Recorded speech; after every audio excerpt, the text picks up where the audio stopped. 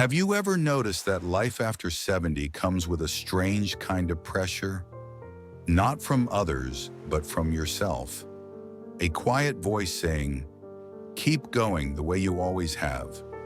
But what if the secret to feeling better, sleeping deeper, and smiling more often, isn't in adding more to your routine, but in stopping a few things that no longer serve you?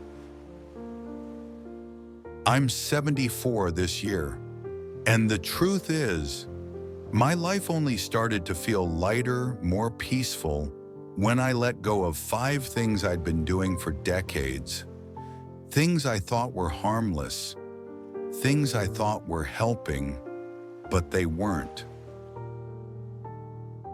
Today, I want to share what happened when I stopped. Not because I gave up, but because I finally started living smarter. Growing older can feel like losing pieces of yourself.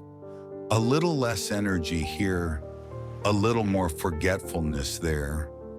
But it can also be a time of powerful clarity, of deep, beautiful return to what really matters. These 5 decisions I made after turning 70 weren't grand gestures, but each one, in its quiet way, gave me back something I didn't even realize I'd lost. So if you're over 60, or if you love someone who is, I invite you to listen closely. You might just recognize yourself and find a little relief in knowing it's okay to stop and start over, differently. 1, I stopped saying yes out of guilt.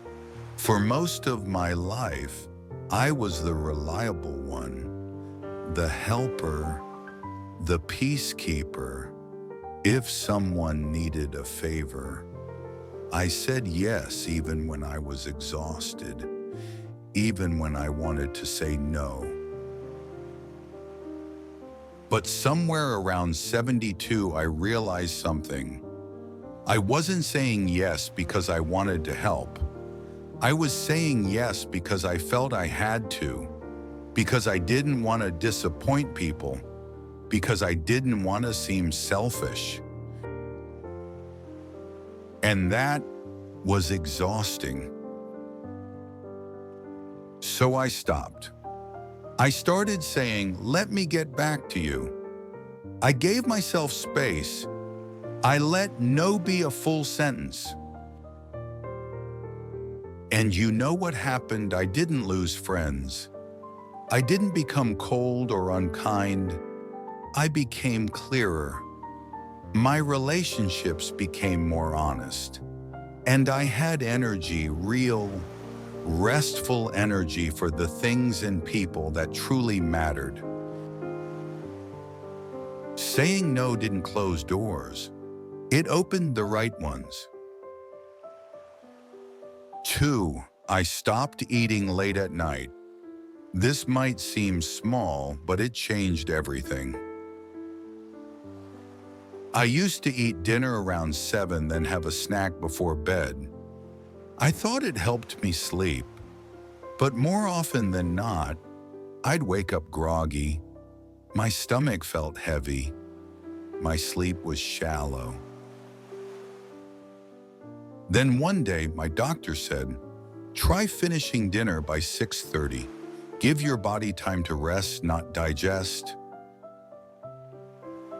It wasn't easy at first. Old habits cling tightly. But within a week, I felt the shift. I woke up lighter. I slept deeper. My blood sugar stabilized. My mind was clearer by morning. Now I treat my evening meal like a gift to my tomorrow self. I eat earlier, I savor it, and I sleep without interruption. Sometimes the smallest changes carry the greatest healing. 3, I stopped keeping things that made me sad. Letting go isn't just about routines. Sometimes it's about what's on the shelf, in the drawer, hanging in the closet. After my husband passed, I held on to everything: his books, his coats, his shoes by the door. I thought it was honoring him, but over time, I realized something: those things weren't giving me comfort. They were anchoring me in sorrow. One afternoon, I sat down and asked myself, does this bring warmth or weight? Slowly, I began releasing what no longer brought peace. I kept the love, the letters, the photo of us in the mountains, but I let the rest go. And in that space, I found breath again. I felt the light come back into the rooms of my house and the corners of my heart. Letting go isn't forgetting, it's making room for life to continue. 4. I stopped watching the news before bed. For years, I ended my evenings with the 10 o'clock news. I thought it kept me informed, but really, it just kept me anxious.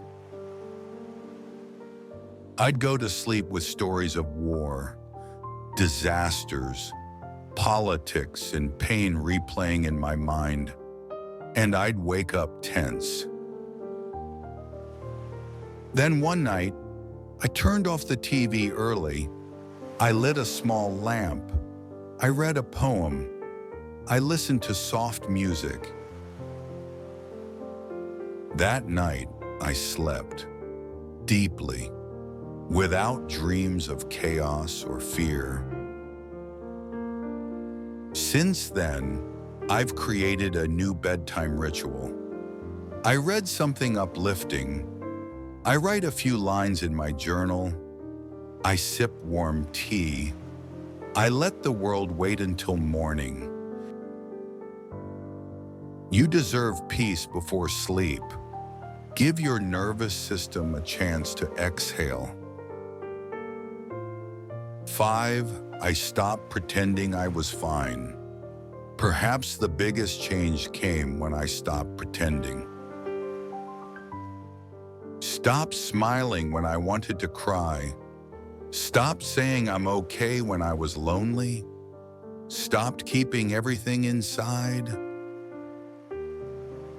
I started talking to my children more honestly. I joined a small group at the community center. I called old friends just to say, I miss you. It was scary at first. Vulnerability always is. But something beautiful happened. People met me where I was. They shared too. We laughed more. We cried sometimes. But most of all, we connected. And isn't that what we all want? Deep down, to feel seen, to feel less alone.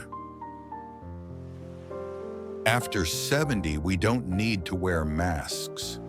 We've earned the right to be real. And being real is where the healing begins. There's a quiet power in stopping, in saying no to what no longer serves you, in releasing what weighs you down, in resting when the world tells you to keep going, in listening not to the noise but to the wisdom inside you. At 74, I feel more alive than I did at 60, not because I added more, but because I finally let go. If you're watching this and you recognize even one of these habits in yourself, I want you to know it's never too late. You can choose differently today. You deserve a life that feels light, a life that fits the person you've become, not the person you used to be. If this video spoke to your heart, I'd love to hear from you. Leave a comment and tell me, what's one thing you've stopped doing that made your life better? Or if you're still carrying something heavy, tell us gently, you're not alone. And if this message reminded you of someone you care about, consider sharing it, because sometimes one video can be the soft nudge someone needs to breathe easier again. If you'd like more gentle inspiration for life after 60, subscribe and tap the bell. We're building a community here, a golden circle of wisdom, kindness, and quiet joy. Thank you for spending time with me today. Wherever you are, I hope your day ends with peace and your tomorrow begins with purpose. Until next time, take good care of yourself. You've earned it.